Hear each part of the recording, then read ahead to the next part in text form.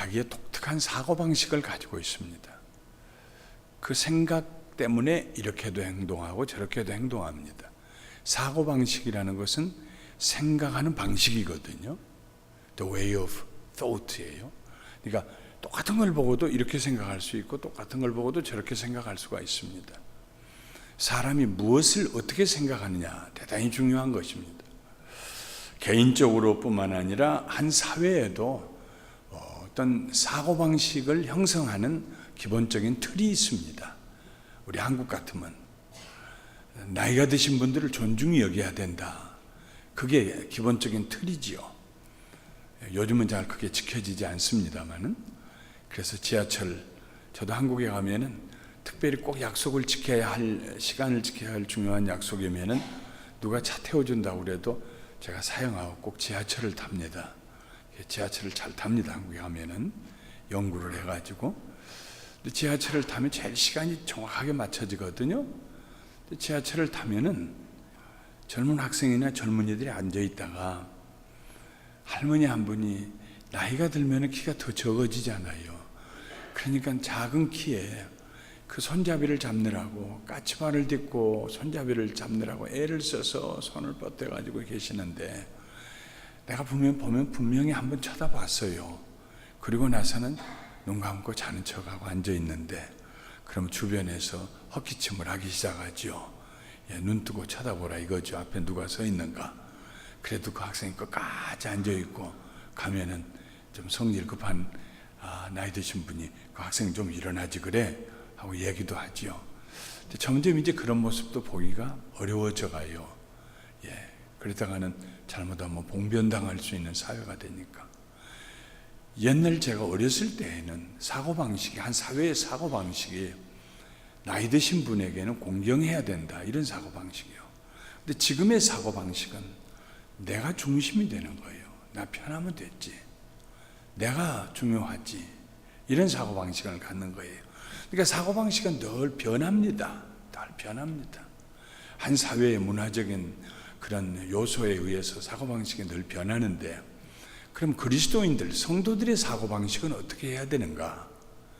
성도들의 사고방식은 변하는 거 아닙니다.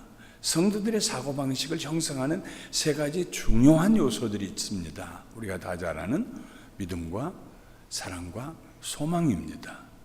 믿음과 사랑과 소망은 변하지 않는 거예요. 영원히 있을 것이라고 그랬습니다. 성도들은 무엇을 보고 어떻게 생각하느냐? 좋은 일을 맞을 때나 어려운 일을 당할 때나 내게 관계가 있는 문제나 관계 없는 문제나 어떤 것을 보고 내가 어떤 방식으로 생각하느냐 하는 때에 늘 생각해야 할 세 가지 요소가 믿음의 면에서, 사랑의 면에서, 소망의 면에서 그렇게 생각하고 그 방식을 따라서 행동에 옮겨야 됩니다. 오늘 저는 그 세 가지 요소, 믿음과 사랑과 소망 가운데서 믿음에 대해서 좀 더 구체적으로 말씀을 드리려고 합니다. 믿음에 대해서 제일 우리에게 이해하기 쉽게 기록된 성경이 히브리서 11장 6절에 있는 말씀입니다. 믿음이 없이는 기쁘시게 못하나니 하나님께 나아가는 자는 반드시 그가 계신 것과 또한 그를 찾는 자에게 상 주시는 자 있음을 믿어야 할지니라. 믿음에 두 가지 요소가 있어요. 하나는 하나님이 계시다는 걸 믿는 것입니다. 하나님이 계신다. 이게 흔들리면 믿음이 전체가 흔들립니다. 하나님이 계신다. 두 번째는 하나님은 그를 찾는 자에게 상 주시는 자이심을 믿는다 하는 것입니다. 물론 우리가 처음 예수 믿고 내가 죄인인 것을 깨닫고 회개하고 주는 그리스도시요 살아계신 하나님의 아들입니다 고백해서 마음으로 믿고 입술로 시인해서 구원을 얻는 그 구원 얻는 믿음, 그 믿음은 또 따로 있지요. 구원 얻는 믿음. 그러나 성도들이 살면서 어떻게 살아갈 것인가, 어떻게 생각하고 어떻게 관계를 맺고 어떻게 기도하고 어떻게 일하고 살아갈 것인가 하는 삶에 있어서의 믿음이 히브리서 11장 6절에 있는 말씀, 이미 구원받은 사람들, 믿음으로 구원받은 사람들이 삶 속에서 어떤 믿음을 가져야 할 것인가, 하나님이 계신 것과 하나님을 찾는 자에게 상 주시는 자였음을 믿는 것. 그런데 히브리서 11장 6절에 기록되어 있습니다만 사실은 성경 전체 창세기부터 요한계시록까지 이 믿음으로 살았던 수많은 우리 믿음의 선진들이 있습니다. 하나님 앞에서 칭찬받고 하나님을 기쁘시게 하고 영화롭게 했던 사람들의 삶을 보면은 언제나 이 두 가지가 있었어요. 하나님이 계신 것을 믿은 것과 하나님을 찾는 자에게 상 주시는 자였음을 믿고 하나님께 찾아 하나님께 나가는 그 두 가지가 항상 거기에 있었습니다. 누구를 막론하고 노아도 그렇고요, 모세도 그렇고 아브라함도 그렇고 구약에서부터 사도들에 이르기까지 제자들의 집사들에 이르기까지 모든 믿는 사람들은 이름이 있거나 없거나 간에 예수 믿고 구원받은 사람들은 꼭 이 두 가지 하나님이 계신 것을 나는 믿습니다. 하나님은 그를 찾는 자에게 상 주시는 자였음을 믿습니다. 그런 믿음을 가지고 인생을 살아갑니다. 오늘 저녁에는 한 사람의 예를 제가 들어보려고 합니다. 요나단입니다. 우리가 짧게 두 절을 읽었습니다만 그 앞뒤로 요나단의 이야기가 길게 기록이 되어 있는데요. 요나단은 우리가 알다시피 사울 왕의 큰아들입니다. 맏아들입니다. 사울이 왕이 되자 많은 백성들이 모여서 군사로 사용할 수 있었지만 다 돌려보내고 3,000명만 남겨놓습니다. 그리고 2,000명은 자기와 함께 있게 하고 1,000명은 자기 아들 요나단과 함께 기브아라는 곳에서 있게 했습니다. 그 당시 이스라엘은 지중해 해변에 사는 블레셋 사람들과 오랜 시간 동안 긴장 관계를 가지고 있었어요. 지금도 그들의 후손인 팔레스타인 사람들, 지금도 그 가드 지역에 살고 있지 않습니까? 해변에 있는 싸움 잘하고 억척스러운 사람들입니다. 이 블레셋 사람들의 후예들입니다. 요나단은 블레셋 사람들이 이스라엘 남부에 그들의 수비대를 두고 전진 기지를 두고 그리고 지배하고 관리하는 것이 못마땅했습니다. 왜 하나님께서 우리에게 주신 땅에 블레셋 사람들이 들어와서 수비대를 세우고 우리를 다스리고 있느냐? 사울 왕이 왕이 되었지만 아직도 블레셋 사람들의 손에서 완전히 벗어난 것이 아닙니다. 그래서 자기 아버지가 왕이 된 지 2년쯤 되었을 때에 요나단이 참다 못해서 기브아에 있는 블레셋 사람들의 수비대 전진 기지를 가서 공격을 하고 거기 있는 블레셋 사람들을 죽이고 그 기지를 뺏어버렸습니다. 이 일로 인하여서 블레셋 사람들과 이스라엘 사람들 사이에 전쟁이 일어납니다. 전쟁하려고 싸우려고 올라온 블레셋의 군대가 성경에 보면은 병거가 3만이요 혹은 다른 번역서에 보면 3천이라고 되어 있습니다. 3천도 얼마나 많습니까? 병거는 말이 끄는 그런 전차인데 오늘날로 말하면 탱크 같은 그런 역할을 하는 것입니다. 그 병거에 타가지고 말이 질주하는데 창을 던지기도 하고 활을 쏘기도 하고 칼로 치기도 하고 병거가 얼마나 있느냐. 더구나 철병거, 이거 무서운 전쟁 무기입니다. 3천 철병거가 있다. 대단한 것입니다. 근데 3만이면 뭐 말할 것도 없겠죠. 마병이 6천이라고 그랬습니다. 저는 가끔 성경 읽어보다가 혼자 계산을 해보고 상상을 해봐요. 마병이 6천이면은 말 탄 사람이 6천 명이면은 만일 1년 횡대로 서면은 얼마나 길게 서 있을까? 말과 말 사이가 최소한도 그 사람과 옆에 있는 사람과 발은 부딪히지 않게 무기를 쓸 수 있을 만큼 떨어진다. 아무리 적게 잡아도 2m는 될 거 아니겠습니까? 2m 떨어졌다 그러면 횡대로 마병이 6천, 말 탄 사람 6천 병사가 한 줄로 쭉 옆으로 섰다면요 12km입니다 12km면 30리입니다 두 줄로 섰다고 그래도 시오리를 옆으로 펼쳐져 있습니다. 여러분 어지간하면 10리길을 이렇게 쳐다보면요 굉장히 먼 길입니다. 시오리길입니다. 6km 세 줄로 섰다고 해도 4km입니다. 그러니까 마병이 6천 명이 올라왔다. 말탄 6천의 병사가 올라왔다. 보면은 벌써 싸울 생각이 없어지는 것입니다. 어떻게 싸웁니까? 그들을 나가서 군사는 해변에 모래수와 같이 많다 그랬습니다. 한편 이스라엘의 군사는 조금 전에 말씀드린 것처럼 3천이 전부입니다. 2천은 사울왕과 함께 있었어요. 그런데 블레셋 사람들이 올라오는 것을 보고 다 도망가고 600명밖에 안 남았어요. 사울왕이 그 600명과 함께 저 길갈로 도망 내려갔습니다. 한 800m 아래에 있는 저지대로 도망갔어요. 처음 이스라엘 백성들이 요단강을 건너왔던 길갈, 부끄러움이 수치가 굴러갔다 하고 이름을 붙여줬던 길갈에 부끄럽게 왕이 그리 도망을 갔습니다. 그러다가 돌아서 자기 아들이 있는 기브아로 올라옵니다. 모든 숫자가 다 해봐야 요나단의 수하했던 숫자까지 다 해서 600명밖에 남지 않았어요. 그나마도 바위 틈과 토굴 속으로 숨어 들어갔고 블레셋 사람과 싸우려고 생각하는 사람 아무도 없었습니다. 말이 군사이지 칼을 가진 사람이 사울 왕과 요나단밖에 없었어요. 무기가. 왜냐하면 블레셋 사람들이 이 대장쟁이를 놔뒀다가는 무기를 벼르고 무기를 만들겠다 싶어가지고 이스라엘의 모든 대장장이들을 다 잡아갔습니다. 그러니까 이스라엘 사람들이 농기구를 만들려고 해도 블레셋 진영에 가서 블레셋 사람들이 사는 곳에 가서 농기구를 만들어 왔어요. 그러니까 철로 된 무기가 없습니다. 왕이 칼 한 자루, 아들 요나단이 칼 한 자루, 그게 전부입니다. 어떻게 병거가 3천 혹은 3만, 마병이 6천인 저 블레셋 사람들과 어떻게 싸웁니까? 다 숨어갔죠. 지형적으로 볼 때에 믹마스라고 하는, 북쪽에 있는 믹마스라고 하는 지역으로 블레셋 사람들이 올라갔습니다. 위에서부터 밑으로 내려밀어서 전부 사울과 그 아들을 치려고 위로 올라갔어요. 그 위로 올라간 거기가 믹마스가 있습니다. 사울왕과 요나단을 따르는 600명은 기브아라고 하는 남쪽에 있습니다. 믹마스와 북쪽에 있는 믹마스와 남쪽에 있는 기브아 사이에는 계곡이 있었어요. 기브아, 남쪽 기브아 쪽에서도 땅이 일어나 가지고 뚝 떨어지는 절벽이 하나 있고, 저 믹마스 쪽 북쪽에서도 땅이 올라와서 일어서다가 뚝 떨어지는 절벽이 있었습니다.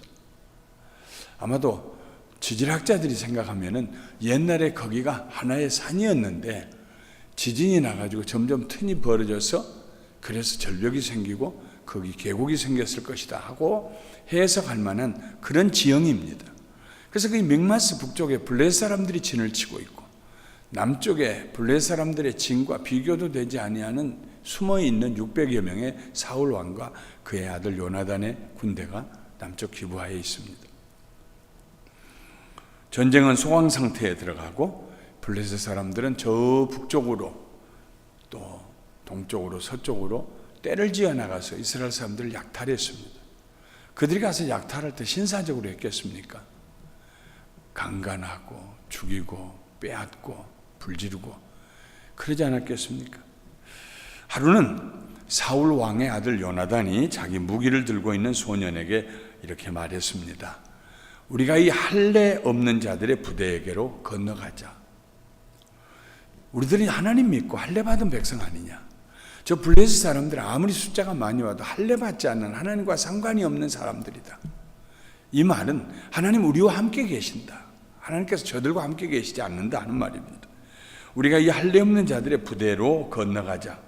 여호와께서 우리를 위하여서 일하실까 하노라. 하나님께서 우리를 위해서 구원하실까 하노라. 상 받는다는 것을, 여호와를 찾는 자에게 하나님께서 반드시 상을 주신다는 것을 요나단은 가슴에 간직하고 있었습니다. 요나단의 이 믿음의 두 가지면, 하나님은 살아계신다, 그를 찾는 자에게 상 주신다. 저 할례 받지 않은 사람들에게 올라가자. 하나님 우리와 함께 계시기 때문에 우리가 능히 이길 것이다.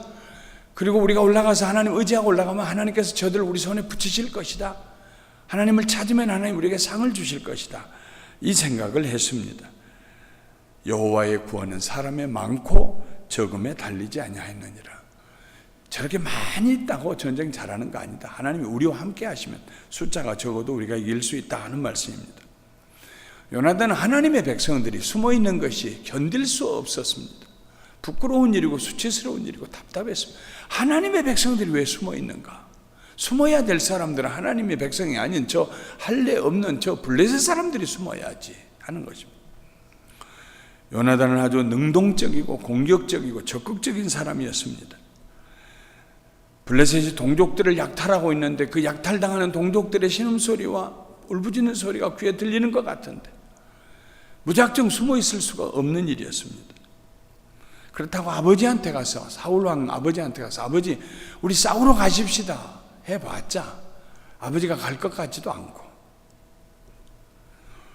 다른 병사들을 설득시켜서 우리가 싸우러 가자 해가지고 따라 나설 병사들이 있을 것 같지도 않고, 그래서 자기 무기든 소년에게 요나단이 그렇게 말하는 것입니다. 일어나 우리가 저들의 부대로 가자.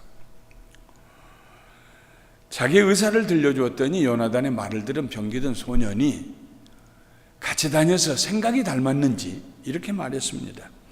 당신의 마음에 있는 대로 다 행하여 앞서가소서. 요나단에게 한 말입니다. 당신이 길을 정하십시오. 난 따라가겠습니다. 당신이 마음에 있는 대로 행하여 앞서가소서. 내가 따라가겠습니다. 이 소년은 요나단이 하나님을 의지하고 나가면 놀라운 일을 행할 것을 알고 있었습니다. 사람이요, 누구 곁에 있느냐가 참 중요합니다. 믿음의 사람 곁에 있으면 믿음을 영향받습니다. 믿지 않는 사람 옆에 있어 자꾸 불신앙의 얘기를 하는 사람 옆에 있으면 그 영향을 받아요. 순종하는 사람 옆에 있으면 순종의 영향을 받아요. 불순종하는 사람 옆에 있으면 어쩔 수 없이 그 영향을 받아요.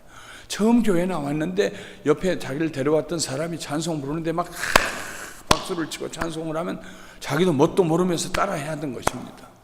옆에 있는 사람이 11조를 잘 드리고 하면은 그렇게 해야 되는가 보다 해가지고 11조 드리면서 신앙생활합니다. 옛말에 왕대밭에서 왕대 나고 참대밭에서 참대 난다고 그러지 않았습니까? 요나단의 믿음의 사람 곁에서 이 병기든 소년도 영향을 받아가지고 그런 요나단과 같은 믿음을 가지게 됩니다. 요나단이 앞서가소서 내가 뒤따라가리다 하는 그 병기든 소년에게 이렇게 말합니다. 보라, 우리가 그 사람들에게로 건너가서 그들에게 우리를 보이리니, 절벽 위로 올라가서 저 건너편에 절벽 위에 있는 그 사람들에게 우리를 보이리니, 그들이 만일 이같이 우리에게 이르기를 우리가 너희에게로 가기를 기다리라 하면 우리는 우리 곳에 가서 가만히 있어서 그들에게로 올라가지 말자. 그러나 그들이 만일 말하기를 우리에게로 올라오라 하면 우리가 올라갈 것은 여호와께서 그들을 우리 손에 붙이셨음이니 이것이 우리에게 표징이 되리라. 저는 이 구절을 옛날에 읽을 때요, 읽어보고 또 읽어보고 또 읽어봤습니다. 번역한 사람이 뭐 잘못 번역하지 않았는가? 어떻게 이렇게 거꾸로 얘기를 할 수가 있겠는가? 기브하의 절벽 위에 올라가서 mik마스의 절벽 위에 있는 그 블레셋 사람들의 파수대 전진해 와 있는 그 부대들을 향하여서 자기들이 요나단이 몸을 보일 때 건너편에서 너희들 거기 가만히 있어라 우리가 갈 거다 하면은, 그러면은 그건 하나님이 우리에게 붙이신 것이다. 저들을 나 같으면 그렇게 생각했을 거예요. 그러지 않겠습니까? 저쪽에서 내려와 가지고 절벽을 내려와 가지고 계곡을 지나서 내가 서 있는 절벽 위로 온단 말입니다. 그러면은 절벽, 그 가파른 절벽을 두 손 두 발을 다 해가지고 블레셋 사람들이 올라오면 나는 파리 잡듯이 위에서 때리기만 하면 되잖아요. 때려서 절벽으로 떨어지면 그냥 시체가 쌓일 테니까. 저 같으면 그렇게 하나님께 기도했을 텐데, 요나단은 그걸 거꾸로 생각했어요. 우리가 몸을 보일 때 저쪽 저 블레셋 사람들이 너희들 거기 있어라 우리가 그리 가마 그러면 하나님이 저들을 우리 손에 붙인 거 아니다. 우리 갈 거 없다. 그러나 만일 그들이 우리에게 말하기를 우리에게로 오라 하면은 그건 하나님께서 저들을 우리 손에 붙이신 것이다. 가자. 그랬습니다. 참, 사고방식이라는 것은요, 편리한 사고방식 있잖아요. 조금 전에 제가 얘기한 것처럼 나 같으면 그렇게 생각 안 했을 터인데, 편리한, 다 밥상 차려놓고 먹으라고 하는 거. 그래서 작은 일에도 하나님께 원망하고 왜 이렇게 불편합니까? 하나님 왜 이렇게 잘 안 됩니까? 왜 이렇게 순조롭지 않습니까? 그러나 사고방식이 하나님은 역경 가운데서도 하나님은 위대한 일을 향하신다 하는 생각을 가지신 사람들은요, 성도들은요, 일이 어려울 때 할렐루야, 큰 축복을 받을 기회다. 하나님이 놀라운 일을 향하실 광풍이 불어오는데 오히려 하나님의 능력을 체험할 수 있는 기회다 하고 생각한단 말입니다. 생각이 거꾸로란 말입니다. 믿음의 사람들은요, 그가 생각하는 것을 봐도 달라요. 요나단은 저들이 우리에게 올라오라고 그러면 가자. 하나님 저들을 우리 손에 붙이셨다 그랬습니다. 흔히 어려운 일을 가리켜서 영어로 uphill fighting이라고 합니다. 올라가면서 싸운단 말이죠. 올라가면서 싸우는 거 얼마나 힘들어요. 쉬운 일은 downhill fighting이라고, 위에서 내려오면서 싸운단 말이죠. 그러니까 고지를 점령하려고, 옛날에도 전쟁하면 고지를 점령하려고 그렇게 애를 쓴 이유가, 높은 데서 낮은 쪽을 향해서 총 쏘면은 말이요, 총알도 더 빨리 날아가고, 위에서 내려다보니까 저들이 어디로 움직이는가 다 보지 않습니까? 어떻게 하든지 고지를 점령하려고 하는 것이 옛날 전쟁의 방식이었습니다. 밑에서부터 올라가면서 싸우려고 그러면 노출이 되지요. 또 위에서부터 말이죠, 돌도 굴려 내려오지요. 예. 옛날에 그냥 성 위에서 그냥 뜨거운 물 붓고 그랬던 것처럼. 그런데 요나단은 그렇게 생각 안 했어요. 하나님이 우리와 함께 하시면, 하나님이 저들을 우리 손에 붙이시면 내가 올라가는 거, 그거 중요한 거 아니다는 것입니다. 더구나 그 싸움을 싸기 위해서는 내 편에서 내려가야 됩니다. 내 편에, 기브아 편에 올라와 있는 그 절벽을 타고 내려가야 돼요. 내려가서 계곡을 지나가지고 다시 블레 사람들이 있는 그 계곡을, 또 절벽을 타고 올라가야 됩니다. 거기를 꼭 제가 가보고 싶었는데, 거기가 팔레스타인 사람들이 살고 있고 그런다고 해서 제가 못 가봤는데요. 그래서 구글 어트로 통해서 내가 가서 보니까 이걸 거다 틀림없이. 근데 아닌 게 아니라 좀 이렇게 계곡이 있고 양쪽에 절벽이 있어요. 예.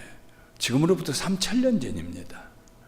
여러분, 3000년 전에는 그 계곡이 더 깊었을 것이고 더 절벽은 높았을 것입니다.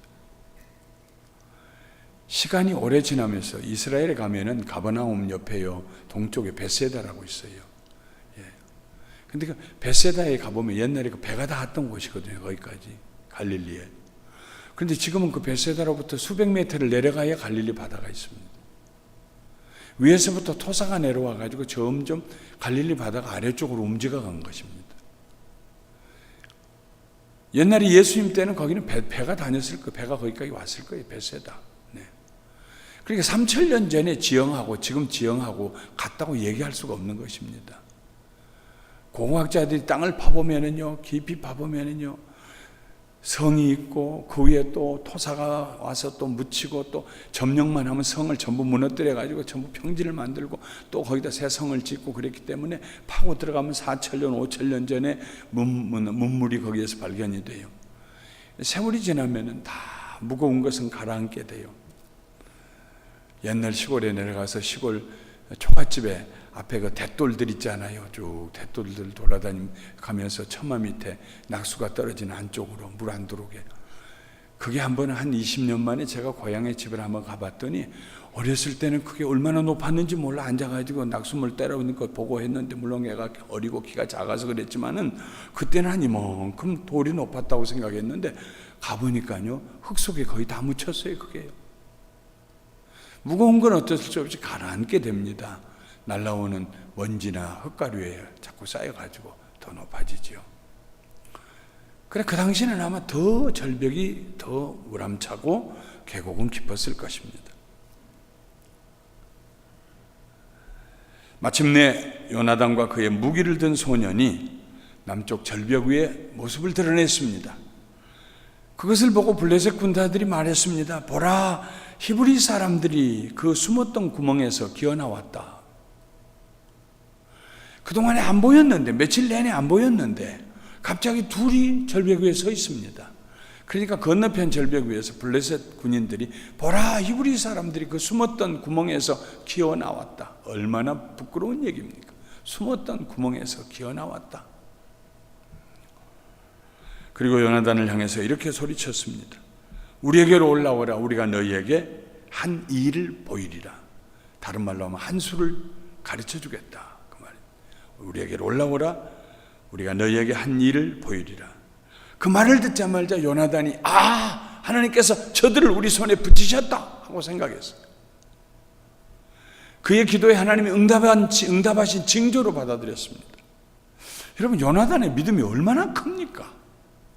기껏해야 무기는 자기 혼자 들고 있고 병기든 소년이라는 말이 직책이 그럴싸하지, 소년이 무슨 다른 무기 든 것도 아니고 그냥 따라오는 그런 방국에 두 사람이 가서 그 많은 블레셋 군대를 어떻게 싸우고 어떻게 이기겠다는 말입니다. 때로는요, 믿음의 사람들은요, 초월적인 생각을 합니다. 때로는 비상식적인 생각을 할 때가 있습니다. 정말 믿음의 사람이 될 때, 정말 믿음이 그 마음속에 확실하게 들어올 때는요, 다른 사람이 볼 때는 왜 그래? 그러지 마. 그냥 좀 상식적으로 살아. 하는 것을 넘어설 때가 있어요. 항상 그런 것은 아닙니다. 항상 그런 것은 아닙니다. 그러나 그럴 때가 있어요. 그럴 때는 하나님의 능력이 그에게 임해요. 놀라운 능력이 임해요. 그리고 어떤 일이 성취가 돼요. 그런 설명을 제가 다 드릴 시간이 없습니다. 저도 한 서너 번 제 삶에 그런 경험을 했습니다. 다 안 된다고 할 때, 제 마음에 믿음이 들어오는데, 확신의 믿음이 들어오는데, 그 믿음을 가지고 하나님을 찾을 때 하나님께 상 주시는 하나님이시다 하고 나갈 때 그 일이 이루어지는 것을 한 서너 번을 구체적으로 제 인생에 체험을 했습니다. 요나단이 그 말을 듣더니 하나님이 저들을 우리 손에 붙이셨다고 생각하면서 소년과 함께 손과 발로 절벽을 타고 내려가서 계곡을 지나서 다시 절벽을 타고 올라갑니다. 그런데 성경에는요, 다 별로 이름이 없다가 어떤 때 이름을 붙이실 때가 있습니다. 그래서 성경에 나오는 이름이나 숫자나 항상 모든 것을, 숫자도 무슨 해석을 하려고 하는 것은 또 필요 없는 일이 될 때도 있고 위험한 해석이 될 때도 있습니다만은, 때로는 이름이나 숫자가 중요한 의미를 가졌기 때문에 하나님께서 성경에 기록하게 하실 때가 있습니다. 이 절벽, 기브아 쪽에서, 남쪽에서 기브아 쪽에서 땅이 일어나다가 뚝 떨어진 절벽의 이름이 있고, 계곡을 지나서 다시 mik마스 쪽으로 올라가서 mik마스 쪽으로 내려가는 그 절벽의 이름이 성경에 기록이 되어 있습니다. 기브아 쪽에서 일어난 절벽은 이것이다, mik마스 쪽에서 일어난 절벽은 이것이라고 정확하게 둘 연관시켜 쓰지는 않았습니다만은 문맥으로 볼 때 기브아 쪽에서 일어난 그 절벽의 이름은 세네라고 부르고, mik마스 쪽에 북쪽에서 일어나서 있는 그 절벽의 이름은 보세스라고 불린, 문맥으로 볼 때 그렇게 우리가 이해할 수가 있습니다. 세네라는 뜻은 무엇이냐면은 아카시아라는 말입니다. 이쪽 지금 사울 왕과 요나단이 있는 600명이 숨어 있는 그쪽에서 기브아 그 지역의 지형에 올라가다가 언덕으로 올라가다 뚝 떨어진 그 절벽은 이름이 세네예요. 아카시아. 그 밑에는 아카시아 계곡, 그리고 저 건너편 mik마스 블레 사람들이 있는 그쪽으로 올라가는 그 절벽은 보세스입니다. 그 보세스라는 이름의 뜻은 밝은 것, 밝은 곳, 이런 뜻입니다. 아마도 남쪽에서 해가 떠서 비칠 때에 북쪽에 있는 mik마스에 이르는 그 절벽, 일어난 그 절벽은 늘 햇볕이 비쳐서 거기가 밝게 보였을지 모릅니다. 이쪽 기브아 쪽에서 일어난 절벽은 북쪽을 향하고 있기 때문에 언제나 북향집이 보면은 이끼도 끼고 그러잖아요. 문인한 쪽이. 그래서 거기가 아카시아가 있었을 것입니다. 요나단은 마음속으로 우리가 이 가시나무와 같은, 가시골짜기와 같은 블레 사람들에게 오래오래 억압을 당하고 찬탈을 받고 당하고, 농사지어 놓으면 짐승들 끌고 와서 뜯어먹고, 곡식 나면 다 뺏어가고, 대장쟁이들 다 잡아가고, 우리는 가진 것 없고 늘 뺏기고, 이 가시나무 같은 이 고통스러운 인생, 고통스러운 우리나라, 우리의 삶, 저 올라가서 저 보세스 밝은 곳을, 그 밝은 곳으로 나가자, 우리가 이기고 이 멍에를 벗어버리고 승리하자, 아마 요나단이 그런 생각을 했을지도 모릅니다. 이제 하나님께서 블레셋 사람들을 치고 그 가시나무 골짜기 같은 처지에서 자기네들을 벗어나게 할 수 있는 절호의 기회를 주신 것이다 하고 생각했을 것입니다. 그것이 요나단에게는 축복이었습니다. 왜 그렇게 생각하느냐고 저는 꼭 천국 가면 요나단을 만나면 내가 물어보려고 그래요. 네. 왜 그때 그랬느냐고. 네. 아마 요나단이 이렇게 대답할지도 모릅니다. 우리가 저 절벽으로 올라가서 적을 치면 우리에게 밝은 날이 올 것이다. 저 절벽의 이름처럼 그때는 우리가 가시나무 굴레를 벗어버리리라. 이렇게 생각했을 것입니다. 믿음의 사람들은요, 보통 사람들과 생각이 다릅니다. 사고방식이 다릅니다. 누군가 나를 향하여서 자꾸 시비를 걸고 자꾸 내 얘기를 하고, 그럴 때 우리 보통 사람 같으면요, 생각하기를 그 못됐다. 왜 남의 일에 괜히 그 쓸데없는 소리를 하지? 그 가까이 할 사람이 아니야, 그 사람. 그렇게 생각할 겁니다. 그게 보편적인 생각입니다. 그러나 성도들은 저 사람이 자꾸 나를 건드린다. 저 사람이 나를 자꾸 건드리고 나를 긁고 자꾸 나에 대해서 이상한 소리를 하고 그렇다.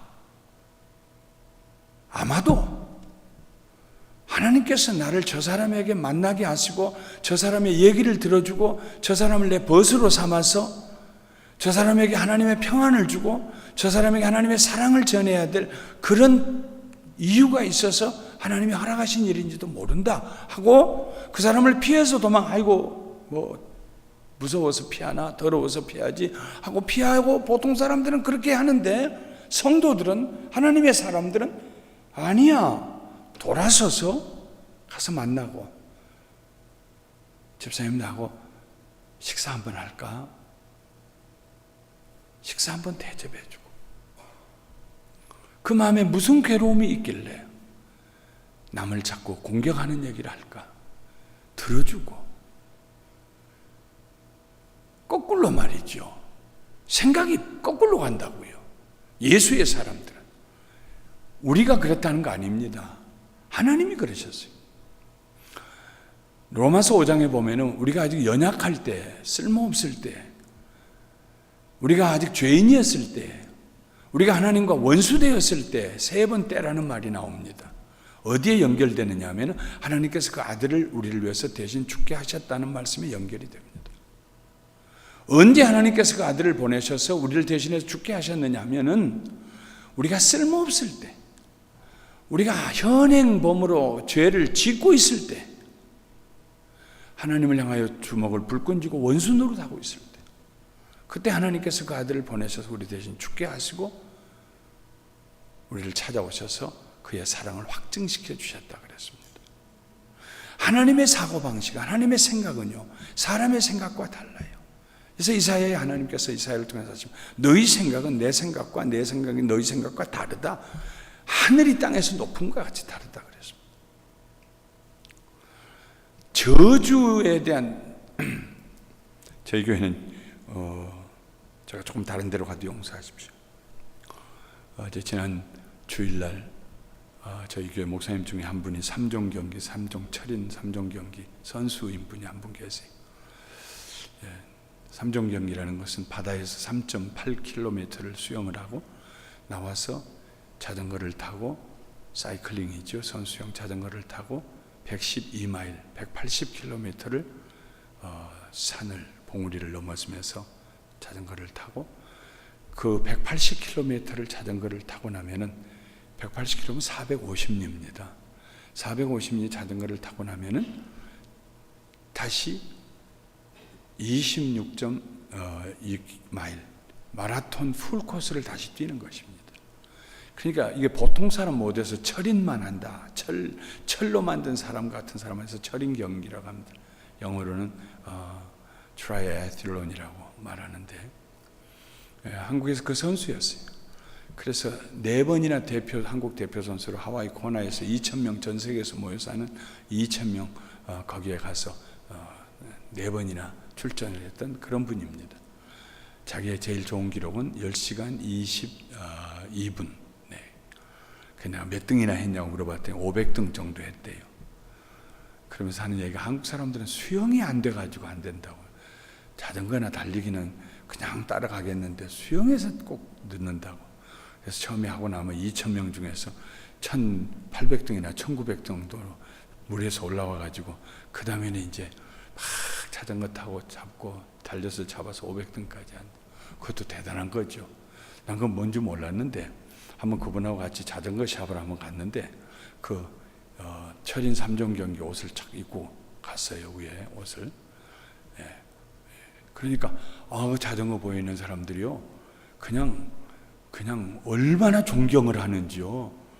그냥 90도 적도 절을 하는 정도로 미스터 문 그런 사람들은 알아주더라고요. 근데 이분이 꼭 한번 목사님, 우리 남북 통일을 기원하는 사이클링을 한번 자기가 하고 싶다고 그래가지고 시작을 해가지고 지난 주일날 떠났습니다. 우리 부에나파크에서부터 시애틀 타코마까지. 요즘은 시택이라고 해서 시애틀 타코마 에어포트잖아요. 시애틀 타코마 에어포트 한 10마일 전에까지 뜁니다. 자전거 타고 갑니다. 근데 지금 어디까지 갔냐면 주일날 오후 1시 반에 막 그냥 부에나파크 시장이랑 막 여러 단체 중앙일보 후원하고, 여러분들도 기사 읽으신 분 있을지 모르겠습니다만 아마 내일도 또 나올 겁니다. 그래가지고 그냥 부에나파크에서 경찰서에서 경찰차 2대를 컨보이를 시켜가지고 앞뒤로 해가지고 부에나파크시 경계까지 이렇게 보내주고, 그리고 자전거를 타는데 엊그저께 몬테벨로에서 또 주일날 불이 나가지고 얼마나 연기가 많이 팜스프링까지 다 덮였는데 그 사이로, 그 연기 사이로 자전거를 타고 말이죠, 빅토빌까지는 4,000피트입니다. 거기까지를 그냥 올라갔어요. 1시 반부터 시작해서 한 5시간 반 정도를 자전거를 타고 전체 그 자기 계기판 보니까, 내가 빅토빌 가서 보니까 69.81마일을 자전거를 타고 올라왔더라고요. 평지는 시속 25마일로, 내려가는 길은 40마일에서 50마일로, 올라가는 길은 10마일에서 15마일로 이렇게. 지금 어디까지 갔냐면은 어제 비숍에 도착했고, 얼마나 더워요. 여기 갈 때부터가 104도, 106도, 104도 그러는데 데트밸리를 끼고 가는 건데 오른쪽으로. 그리고 올라가서 비숍에서 또 오늘 아침 출발해가지고 리치 크레스트라는 곳까지 올라가서 오늘 거기서 자고 내일은 르노에 도착합니다. 근데 오늘 그 비숍을 지나면서 올라갔던 가파른 길이 있었는데 8,138피트예요. 그 길이요. 서밋이라고 그래가지고 높은 제입니다. 그걸 치고 올라갔어요.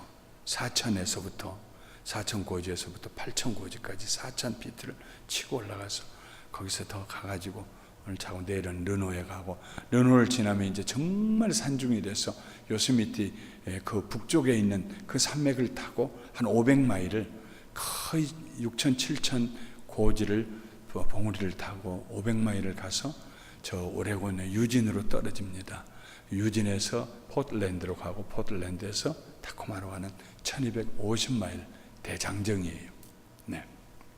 계속 사진이 오고 동영상이 오고 지금 아마 내일도 중앙일보에 또 나올 터인데요. 그런데 왜 제가 그 얘기를 하느냐 하면, 이분이 지금 56세인데 지금 24년 전에 31살, 2살 때 아주 사업도 잘하고 정말로 건축업자였는데 돈도 많이 벌고 골프도 잘 치고, 골프도 내가 얼마나 쳤냐고 그랬더니 그날 투오버를 하면은 화가 나서 잠을 못 잤대요. 그러니까 항상 마이너스를 칠 정도로 골프도 잘 치고 돈도 잘 벌고. 근데 31살에 중풍이 왔어요. 이쪽으로 완전히 그냥 눈도 안 떠지고 안 감아지고 입도 삐뚤어지고 완전히 중풍이 왔어요. 그래가지고 그걸 낳느라고 돈도 많이 없애고 한의사 찾아다니고 많이 했는데 좀 낫는가 싶으니까 다시 또 위암이 와가지고 위암 때문에 또 죽게 되고, 그런데다가 내장이 전부가 제 기능을 안 해가지고 줄어들어가지고 숨도 쉬기가 어렵고 뭘 먹을 수도 없고, 빨대로 조금 해가지고 뭘 빨아먹어야 되고 숨도 이렇게 그냥 조그만 구멍이 있어요. 안암동에 있는 고려대 대학병원에서 2년 반 동안 입원해 있는데 아무 차도가 없어. 자기 형님이 목사님이니까 너는 여기 있어봐야 아무 쓸데없다고 하늘산 기도원에 갔다가 여기서 살든지 죽든지 여기서 있어라고 갖다 놨어요. 할 일은 없으니까 뒤척거리면서 성경을 엎드려서 성경을 보다가 창세기부터 읽어갔어요. 창세기 3장 19절에 오는데 이런 말씀이 있어요. 내 이마에 땀이 흘러야 내가 먹게 될 것이니라 하는 말씀이 있어요. 그게 무슨 말씀이냐면 아담에게 하나님 저주하시면서 하신 말씀입니다. 그런데 이 사람 눈에는 그게 저주의 말로 안 들리고 축복의 말로 들렸어요. 땀을 흘릴 수 있다면은, 땀을 흘리면 먹을 수 있다면 땀 흘려야지. 그래가지고 꼬챙이 같은 몸을 일으키고 하늘산 기도문을 뛰기 시작하고 몸이 조금 나아지니까는 군산이 고향인데 군산 와서 뒷산을 뛰고 얼마나 뛰어다녔던지 무릎에 연골이 다 나갔어요. 그래서 후배가 의사인데 선배님 이러면은 일어나지 못합니다. 그만 뛰세요. 아니야, 난 안 뛰면 안 돼. 몸이 조금씩 나아져가지고 먹기도 하고 그러니까 그러면은 수영을 해보세요. 그래가지고 군산 앞바다 바다 있고 그러니까 가서 수영을 했어요. 수영을 또 한참 하니까 어떤 사람이 자전거 타면 좋아요. 그래서 자전거를 또 탔어요. 그러니까는 수영하다가 자전거 타다가 뛰다가 이 세 가지를 하니까는 어떤 사람이 그런 것만 경주하는 데가 제주도에서 1년에 한 번씩 열려요. 가보세요. 그래가지고 나간 지 2년 만에 아마추어부에서 우승을 한 거예요. 그래가지고 삼종철인 경기에 선수가 됐어요. 내가 그분의 간증을 들으면서 얘기는 이겁니다. 제가 하려고 하는 얘기는 우리를 향해서 가지신 하나님의 생각은 예레미야 29장 11절에 기록한 말씀처럼 너희를 향한 내 생각을 내가 아나니 재앙이 아니라 평안이요 너희 장래에 소망을 주려는 것이니라. 우리를 향하신 하나님의 생각은 재앙이 아니요 우리 망가뜨리고 멸망시키는 것이 하나님 생각이 아닙니다. 영생을 얻게 하는 것이요 살리시는 것이요 복을 주시는 것이요 축복하시는 것이요 우리가 세상에 태어난 이 놀라운 기적과 같은 삶을 아무렇게나 세상에 우리가 태어난 거 아닙니다. 엄청난 기적과 같은 확률로 우리가 세상에 태어났어요. 이 삶을 하나님께서 하나님을 영화롭게 하기 위한 삶을 살 수 있도록 우리를 축복하시고 바른 길로 인도하시기를 원하시는 거예요. 그래서 이 저주 같은 말씀도 하나님이 저주로 주신 말씀마저도 궁극적으로는 땀을 흘린 데가 포인트가 있는 것이 아니라 살리라의 포인트가 있는 것입니다. 하나님 우리를 살리신 하나님. 하나님의 사람들은요 무엇을 생각하든지 죽이는 생각을 하지 않냐고 살리는 생각을 합니다. 그래 나에 대해서 그렇게 없는 말을 지어내고 그래 기회 보면 내가 당신 죽여버릴 거야. 나는 그런 말 못할 줄 알아. 이건 세상 사람들이 하는 생각입니다. 그러나 성도들의 사고방식은 성도들의 생각은 전혀 반대입니다. 저렇게 나를 향해서 뭔가 신호를 보내는 것은 내 도움이 필요한 것이다. 내 사랑이 필요한 것이다. 내가 피하지 말고 만나보자. 만나서 좀 얘기 좀 해보자. 대접 좀 해보자. 사랑해보자. 하나님의 사랑을 내게 부어주신 그 사랑을 내가 좀 전해보자. 전화해서 집사님 다음 주 시간 있어요? 왜요? 나하고 좀 식사 한번 하자고요. 무슨 뜬금없이 식사는 하자고 그래요? 아니 나 집사님하고 밥 먹고 싶어.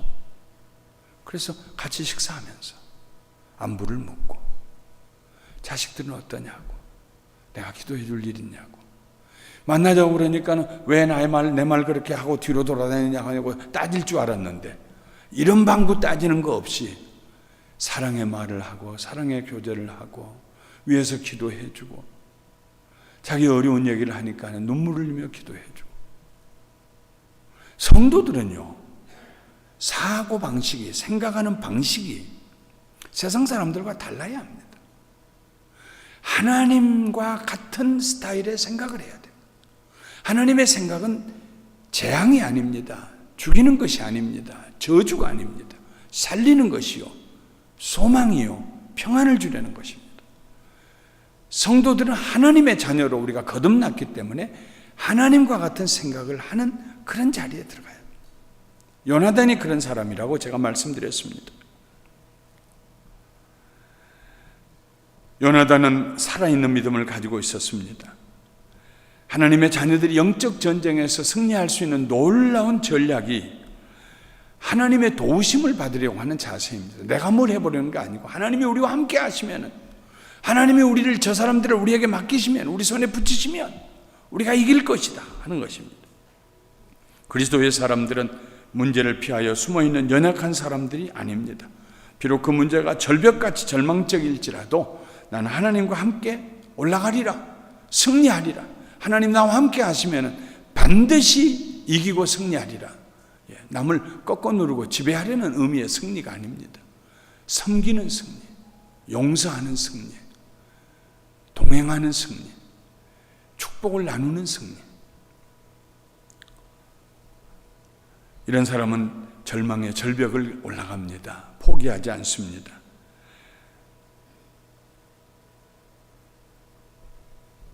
예수님이 달려 돌아가신 십자가는 마치 절벽 같은 그런 절망의 십자가였습니다.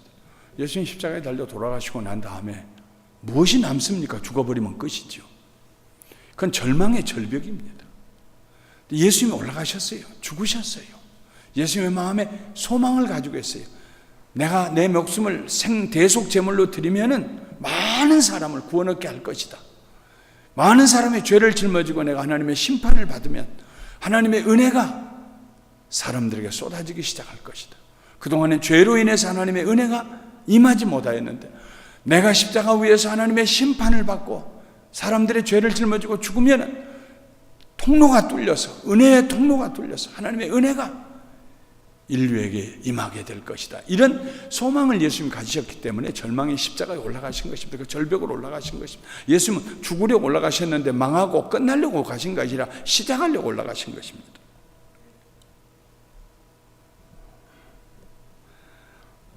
예수님은 우리의 믿음의 주여, 우리의 믿음을 온전케 하신 이십니다.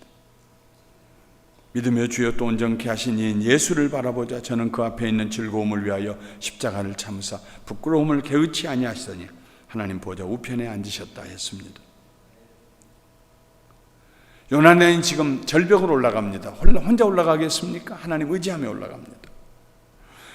절벽으로 올라가서 내가 적을 치고 이긴다는 생각 외에 다른 생각을 하지 않습니다. 다른 생각은 못 올라갑니다.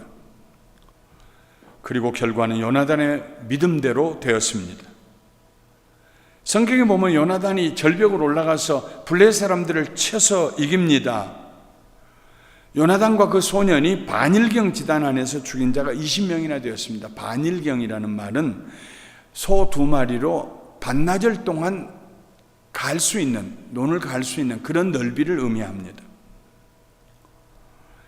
NIV 성경에는 반 에이커라고 그랬습니다. 한 에이커가 한 1300평 정도 되니까 600평 정도, 서마지기 정도의 농, 그 정도에서 한 20명을 죽였습니다. 그런데요, 20명 죽였다고 그래서 무슨 수가 나겠습니까? 바다에 모래쏘같이 올라온 블레셋 사람들인데 그 중에서 20명 죽여서 무슨 전쟁이 이깁니까? 200명을 죽인들 이깁니까? 2000명을 죽인들 이깁니까? 언젠가는 지쳐서 요나단이 죽임을 당하지 않겠습니까? 도대체 뭘 믿고 요나단이 이 전쟁은 우리가 이겼다고 올라갑니까? 거기를.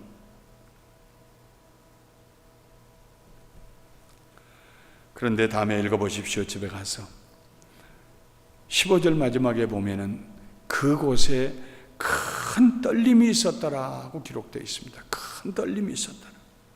히브리 성경 원문을 해석하면은 그리고 이것은 하나님의 떨림이 되었더라 하는 말씀입니다. 하나님께서 그 블레셋 진영의 떨림을, 땅이 흔들렸어요. 지진이 일어났어요. 사람이요, 다른 건 다 몰라도 땅은 움직이지 않을 것이라는 믿음을 가지고 삽니다. 그런데 땅이 움직였어요. 정신없이 움직였어요. 땅이요. 네. 우리 LA 사람은 가끔 몇 년에 한 번씩 지진을 경험하죠. 한 번은 제가 밖에서 지진을 경험한 적이 있어요. 근데 정말 전신주와 나무들이 흔들리고요, 땅이 파도처럼 가는 걸 제가 봤어요. 그런 것을 밖에서 보면은 혼이 다 나가죠.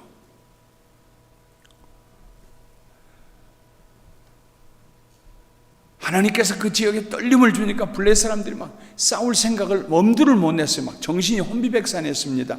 그런데다가 그 블레셋 사람들 진영에 블레셋 그 성에 사는 유대인들이, 이스라엘 사람들이 같이 올라왔어요. 할 수 없이. 너희들은 안 올라가겠지. 너희들은 네 동족이니까 안 싸우겠지. 그래가지고 왜 우리도 싸운다. 그래가지고 올라왔어요. 올라왔는데 속이 불편하죠. 그러던 참에 전쟁이 나는데 보니까는 청년 둘이서 무수한 블레셋 사람들하고 싸우고 있단 말입니다. 이스라엘 청년 둘이서. 양심의 가책이 오고 하나님께서 그들을 부르시니까 이 사람들이 다 블레셋, 아마도 군복이 있었다면 군복을 다 벗어버리고 나는 이스라엘 사람이야, 나도 해가지고 나가서 요나단과 한패가 되어가지고 싸우기 시작해서 요나단의 숫자가 점점 많아지기 시작하고, 그리고 떨림 때문에 혼비백산한 블레셋 사람들은 싸울 생각을 하지 못하고 도망을 가기 시작합니다.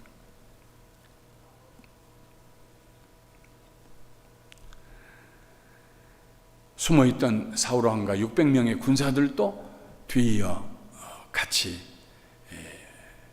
힘을 합해가지고 그날 대승리를 합니다. 이쯤에서 우리는 한 가지 질문을 할 수 있습니다. 하나님 그때 어디 계셨을까 하는 질문입니다. 숨어있는 사울왕과 600명의 군사와 하나님이 함께하지 않으셨을 것입니다. 그러면은 하나님을 의지하고 아카시아 절벽을 내려가서 아카시아 계곡을 지나 보세스라고 하는 빛나는 절벽을 타고 올라가는 요나단과 함께 하셨을까? 물론 그러셨겠지 하는데, 제가 이 성경을 읽다가 성령님께서 제 마음속에 깨달음을 주셨습니다. 아니다. 하나님은 요나단이 계곡을 내려가기 전부터 블레셋 진영에서 누가 나를 의지하고 내가 살아있는 것을 의지하고 찾는 자에게 상 주시는 자이심을 믿고 올라와서 이 블레셋을 칠 믿음의 사람이 누구일까?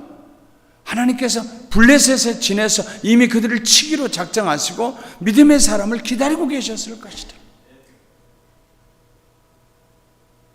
요나단이 자기 몸을 보이면서 저들이 우리에게 말하기를 이리로 올라오너라 하면은 하나님이 우리에게 붙이셨다, 우리가 올라가자 말할 때 하나님이 얼마나 기쁘셨겠어요. 하나님이 계시는 그곳에, 하나님이 블레셋을 치기 위해서 이미 가 계시는 그곳에 올라가자 하는 사람, 요나단 말고 아무도 없었어요. 올라와서 칠 때 하나님께서 얼마나 기쁘셨겠어요. 하나님께서 그 땅을 흔드셨습니다. 요나단이 20명 죽였기 때문에 그 전쟁을 이긴 것이 아닙니다. 요나단 힘으로는 도저히 이길 수 없습니다. 불가능합니다. 하나님 거기 계셨어요. 믿음의 사람 요나단을 기다리고 계셨어요. 요나단이 절벽으로 올라왔을 때 하나님께서 하나님의 일을 하기 시작하셨습니다. 성경에 보면은요, 하나님께서는 언제나 그렇게 기다리고 계십니다. 애굽에서 하나님은 요셉을 기다리고 계셨습니다. 요셉 보내놓으시고 하나님 따라가신 것이 아니라 하나님의 이름을 나타내시기 위해서 애굽에서 요셉을 기다리고 계셨어요. 여리고성에서 기생 라합을 기다리고 계셨고, 헤브론에서 아무도 이길 수 없다고 하는 난공불락의 요새 헤브론에서 하나님은 갈렙을 기다리고 계셨습니다. 하나님께서는 언제나 우리가 불가능하다고 생각하는, 절벽이라고 생각하는 그 문제의 중심에 하나님께서 우리를 기다리고 계십니다. 이런 사고방식을 가진 사람만이, 이런 식으로 생각하는 사람만이 하나님의 능력을 경험하고 하나님의 살아계심을 체험할 수 있습니다. 신앙생활하면서 그냥 물에 물 탄 듯 술에 술 탄 듯 그냥 그렇게 지나갈 수 있습니다. 그러나 때로는 어려운 일이 다가왔을 때에 하나님은 살아계신다, 하나님은 그를 찾는 자에게 반드시 상 주신다, 문제 속으로 들어가자, 피하지 말자, 도망가지 말자, 죽음을 생각하지 말자, 도피를 생각하지 말자, 하나님과 함께 나아가자. 하나님 우리와 함께 하시면 반드시 이 문제가 변화해서 우리의 밥이 될 것이다.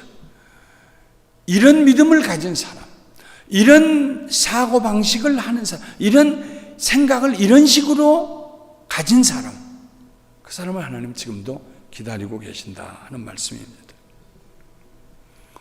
우리 앞서서 그런 생각을 가지고 믿음의 생활을 했던 허다한 믿음의 증인들이 있다고 히브리서 12장 1절에 기록하고 있습니다. 이러므로 우리에게 구름같이 둘러싼 허다한 증인들이 있으니 모든 무거운 것과 얽매이기 쉬운 죄를 벗어버리고 인내로서 우리 앞에 당한 경주를 경주하며, 성경에 기록되지 아니한 예수님이 오시고 난 이후에도 또 구약 시대에도 많은 하나님의 사람들은 언제나 생각하는 것이 달랐습니다. 다윗이 그렇게 생각했지 않습니까? 천만인이 내 주변에 진을 칠지라도 나는 편안히 눕고 편안히 일어나리라. 하나님 나와 함께 하시기 때문에 여호와가 나의 목자시니 내게 부족함이 없으리로다. 내가 사망의 음침한 골짜기를 다닐지라도 해를 두려워하지 않을 것은 주께서 나와 함께 하심이라. 주의 막대기와 지팡이가 나를 안위하시나이다.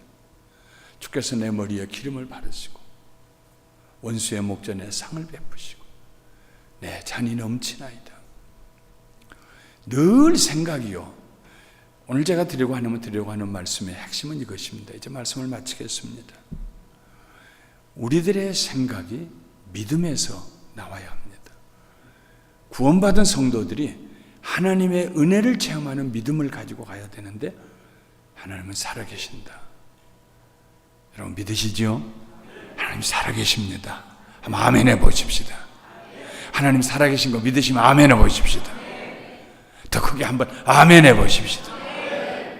때로는 혼자서도요, 하나님, 나 하나님 살아계심을 믿습니다. 나 하나님 살아계심을 믿습니다. 하나님 살아계시고 저를 보시고 아시고 지키고 계십니다. 감사합니다. 내가 하나님을 찾을 때 하나님 반드시 응답하시고 상 주실 것을 나는 믿습니다. 이런 믿음의 사람들 하나님 지금 찾고 계신다는 말이에요.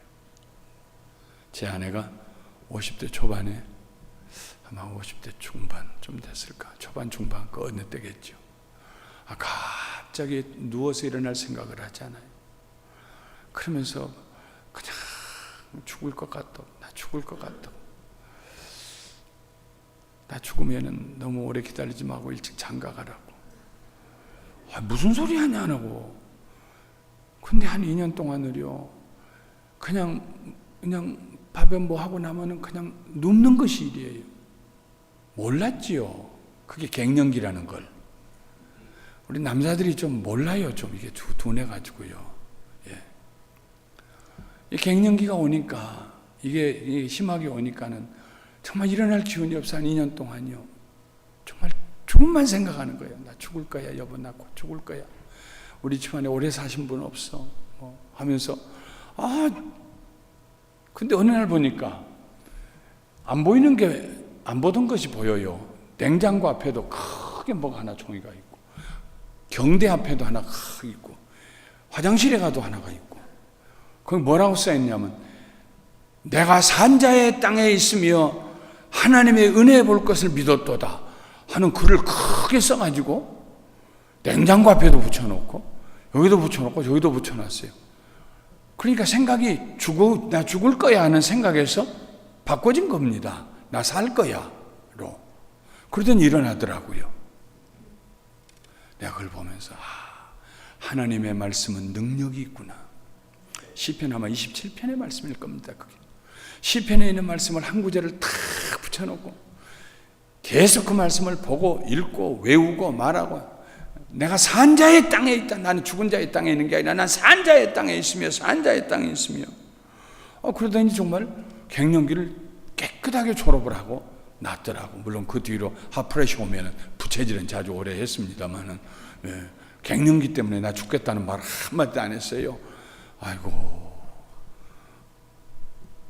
그때 내가 철없어가지고 나 죽거든 일찍 결혼하고 할 때 어떤 사람하고 결혼하면 좋겠어 물었다가는 지금까지 아마 내가 용서받지 못할 잘못을 저지를 뻔했어. 그럴 리도 없지만은. 자, 우리 평안교회 성도님 여러분, 살다 보면은 누구나 한 곡에 두 곡에쯤은 절벽을 만날 때가 있습니다. 포기하지 마십시오. 숨지 마십시오. 남 원망하지도 마십시오.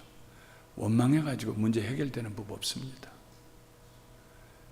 예수 그리스도와 함께 하나님의 영으로 충만함 가운데 하나님이 살아계심과 그를 찾는 자에게 상 주시는 자심을 믿는 이 생각 하나 확실하게 가지고 앞을 향하여서 절벽을 기어 올라가서 하나님이 하시는 일을 보시고 하나님의 임재하심을 체험하시고, 우리가 신앙생활하면서 최소한도 한 번, 두 번 정도는 하나님 살아계심을 내가 분명히 체험했다는 간증이 있어야 할 거 아니겠습니까? 물론 그런 일 없이 하나님 나라 가면 감사한 일이지만은, 그러나 살면서 그런 일 없이 인생 사는 사람이 몇이나 되겠어요? 혹시라도 오늘 그런 가운데 있다면 요나단과 같은 믿음 가지고 생각을 다시 정리하시고 바꾸셔서 멸망의 길로 가던 그 길을 바꿔서 생명의 길로 달려가시는 우리 모두가 되시기를 주님의 이름으로 축원합니다. 거룩하신 하나님 아버지, 감사합니다. 오늘 미주평안교회 하나님께서 크게 사랑하시고 사용하시고 축복하시는 뿌리 깊은 교회 40주년